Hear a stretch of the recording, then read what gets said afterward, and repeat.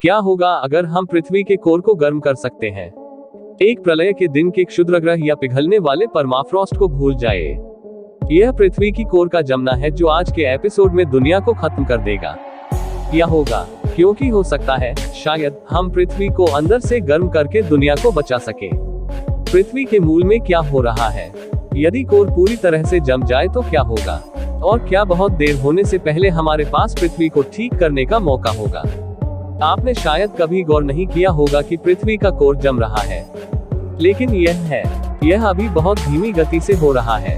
लगभग 4.5 अरब साल पहले पूरा कोर पिघला हुआ था, लेकिन अरबों वर्षों में पृथ्वी धीरे धीरे अंदर से बाहर तक ठंडी हो गई है, जिससे इसके पिघले हुए लोहे के बाहरी हिस्से के हिस्से जम गए हैं।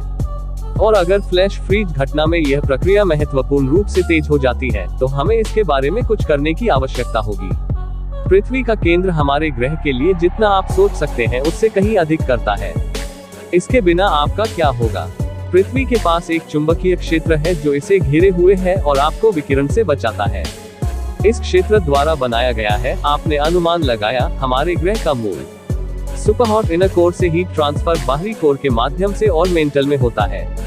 यह ऊष्मा विनिमय प्रक्रिया, जिसे संवहन कहा जाता है, बाहरी कोर में तरल धातु की धारा बनाती है और तरल धातु का प्रवाह विद्युत धाराएं उत्पन्न करता है, जो उस आवश्यक चुंबकीय क्षेत्र को बनाने के लिए अंतरिक्ष में फैलती है। लेकिन अगर पृथ्वी की कोर जमी हुई ठोस होती, तो बाहरी कोर में कोई कट नहीं होता और कोई चुंबकीय क्षेत्र नहीं होगा। अचानक हमें पृथ्वी पर बमबारी करने वाली पराबैंगनी विकिरण से कोई सुरक्षा नहीं होगी। आपको धूप में और मजा नहीं आएगा, क्योंकि अब सूर्य घातक होगा। यहाँ तक पौधे भी तीव्र यूवी किरणों से बचने में सक्षम नहीं होंगे। आपको अपना सारा भोजन अंदर उगाना होगा, जैसे कि आप किसी परग्रही ग्रह पर रहते हो। और आप मूल रूप से होंगे, क्योंकि पृथ्वी का चुंबकीय क्षेत्र भी हमारे वायुमंडल को यथावत रखता है। इसके बिना सौर हवाएं पृथ्वी को उसके सांस लेने योग्य और सुरक्षित वातावरण से वंचित कर देंगी। हमारा ग्रह उस पृथ्वी से अधिक मंगल जैसा दिखने लगेगा जिसे हम जानते हैं और प्यार करते हैं। लेकिन क्या आपके पास इस भाग्य से बचने का कोई रास्ता होगा? ठीक है, आप एक अंतरिक्ष यान पर कूद सकते हैं, यह मानते हुए कि वे अभी भी मौजूद हैं, और पृथ्वी को छोड़ दें। लेकिन तुम कहां जाओगे? कोई भी अन्य ग्रह मरती हुई पृथ्वी की तरह ही शत्रुतापूर्ण होगा, यदि अधिक नहीं। आपकी सबसे अच्छी शर्त यह होगी कि आप दुनिया की हर उस मस्तिष्क कोशिका को समर्पित करें जो पृथ्वी की कोर को फिर से गर्म करने में दुनिया की मदद करती है। लेकिन क्या बहुत देर होने से पहले हम ऐसा कर सकते हैं?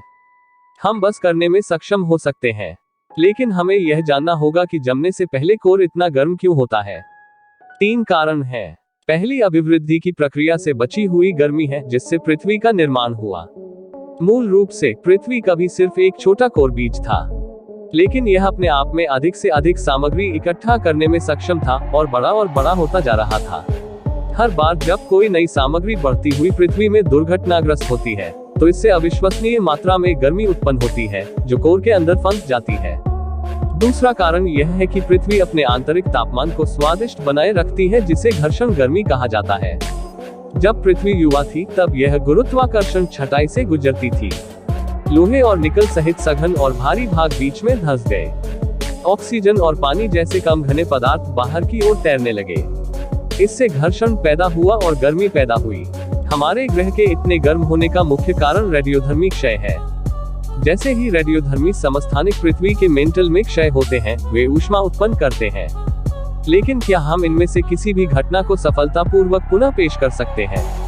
हम उस समय में वापस नहीं जा सकते जब पृथ्वी बनी थी, और हम कोर में अधिक घर्षण पैदा नहीं कर सकते। तो हमारे पास कोशिश करने के लिए केवल एक ही तरीका बचा होगा, और वह इसमें और अधिक विकिरण जोड़ने से होगा। इसका मतलब है कि हमें एक विशाल छेद ड्रिल करना होगा, लेकिन सिर्फ कोई छेद नहीं। हमें मेंटल तक नीचे जाना होगा, जहां रेडियोधर्मी क्षय होता है। तो हम समुद्र तल से ड्रिल करेंगे, जहां क्रस्ट आमतौर पर पतला होता है। इससे पहले किसी ने भी मेंटल में ड्रिल नहीं किया है। सबसे नजदीकी व्यक्ति 2005 में वापस आया था, जब एकीकृत महासागर ड्रिलिंग कार्यक्रम ने उत्तरी अटलांटिक महासागर में 1416 मीटर 4644 फीट गहरा छेद किया था। लेकिन मान लीजिए कि दुनिया आस्म कयामत के खतरे में एक साथ आ जाएगी और अब तक की सबसे परिष्कृत कवायद करेगी। एक बार जब हम समुद्र तल के नीचे ड्रिल कर लेते हैं तो हमें केवल पोटेशियम, यूरेनियम और थोरियम से भरे मेंटल को पंप करना होता है। ये तत्व सड़ जाते हैं और गर्मी पैदा करते हैं। लेकिन क्या यह पृथ्वी के कोर को गर्म करने के लिए पर्याप्त होगा? यह अंततः सकता है, लेकिन एक खामी होगी। रेडियोधर्मी क्षय से सभी ऊष्मा मेंटल में होगी, आंतरिक या बाहरी कोर में नहीं। यह जीवन रक्षक चुंबकीय क्षेत्र को फिर से नहीं बनाएगा। उसके लिए हमें बाहरी कोर को पिघलाने की आवश्यकता होगी। ठीक है, ड्राइंग बोर्ड पर वापस। ऐसा लगता है कि अगर हमें मानवता को बचाना है तो हमें कुछ ऐसा करना होगा जो हमने पहले कभी नहीं किया।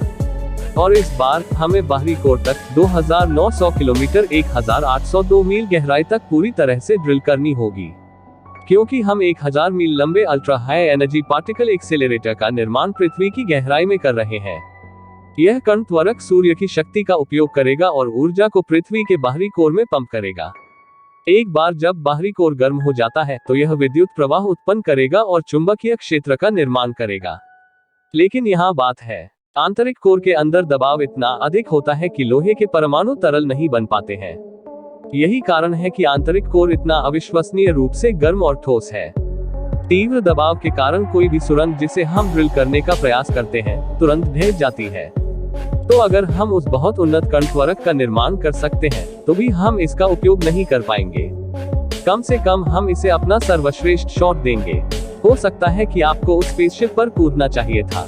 फिर भी पृथ्वी की कोर का जमना हम सभी के लिए मृत्यु होगा।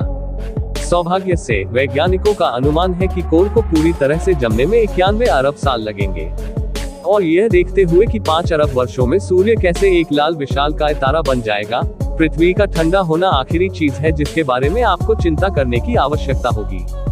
अगर आपने अभी तक चैनल को सब्सक्राइब नहीं किया तो प्लीज चैनल को सब्सक्राइब कर दो। अगर वीडियो अच्छा लगे तो वीडियो को लाइक कर दो। अगर हमारा वीडियो बहुत अच्छा लगा तो शेयर करना मत भूला। अगर आपने ये सब कर दिया तो इसके लिए थैंक्स। मिलता हूँ किसी नई वीडियो में।